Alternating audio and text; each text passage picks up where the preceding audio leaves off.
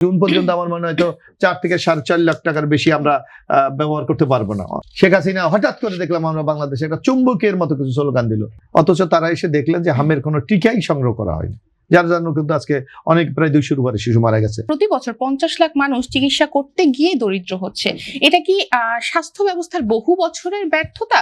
এবং এই ব্যর্থতা যদি থেকে থাকে, সেই জায়গায় আসলে সরকারের এই মুহূর্তে কি করা উচিত? কারণ চিকিৎসা খরচ এটা মানুষের কাছে এক প্রকার একটা বড় দায় বলে মনে হয় এখন। না, চিকিৎসা আপনি দেখেন বাংলাদেশের যে পরিমাণ জনসংখ্যা, আজকে বেশি উন্নত বিশ্বে দেখেন 1000 মানুষের জন্য একজন ডাক্তার, আর আমাদের এখানে মানে 10,000-এর জন্য মানে 4 জন।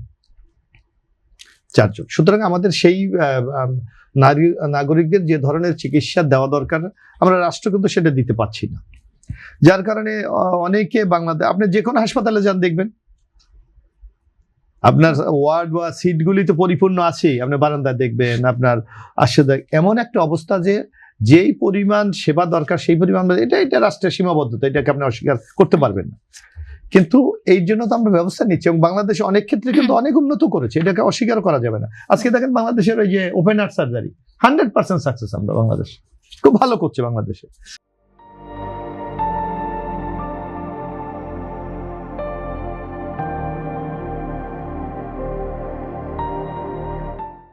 আজকে আমাদের এখানে ডায়াবেটিস চিকিৎসা খুব ভালো হচ্ছে বাংলাদেশে, আমাদের বারডেম থেকে শুরু করার প্রতি ভালো করে। সুতরাং আমাদের যেমন অগ্রগতি আছে সেখানে কিছু কিছু সীমাবদ্ধতা আছে, এটা আমাদের স্বীকার করতে হবে। এখন এই সীমাবদ্ধতা কাটিয়ে ওঠার জন্য তো আমরা চেষ্টা করছি এবং বাংলাদেশে অনেক ক্ষেত্রে ভালো করছে। আপনি দেখেন এই যে এখন একটা প্রবলেম যে বলা হচ্ছে যে দেখেন এই সরকারের উপর কিন্তু এটা হঠাৎ এসে খড়ের ওই যে গায়ের উপর আঘাতের মতো একটা অবস্থা। এই যে হামের টিকা, বিএনপি সরকার 2 বছর মাত্র 2 মাস ক্ষমতা নিয়েছে, অথচ তারা এসে দেখলেন যে হামের কোনো টিকাই সংগ্রহ করা হয়নি, যার জন্য কিন্তু আজকে অনেক প্রায় 200-র উপরে শিশু মারা গেছে। কিন্তু বিএনপির আপনি কার্যক্রম দেখেন কত দ্রুত গতিতে টিকা দেওয়া শুরু করেছে, এই জায়গাটা কিন্তু কেউ প্রশংসা করছে না।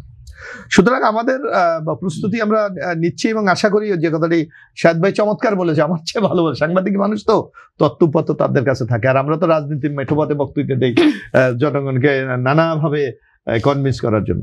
তো এখন হলো আসলে দেখবেন যে আসলে আমরা এগিয়ে যাচ্ছি।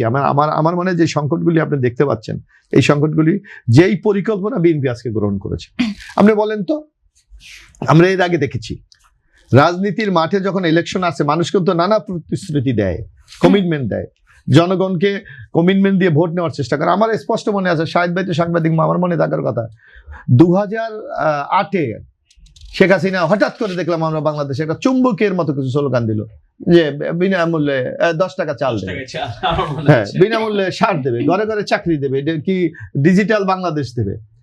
অর্থাৎ মানুষকে এমন একটা মোহতে আবৃত করেছিল, মানুষ মনে করলো যে কোন দল ক্ষমতা যে আমার তো কিছু আসে যায় না, আমি যদি 10 টাকা চাল পাই, আমি যদি বিনামূল্যে সার পাই। কিন্তু দিতে পেরেছিল?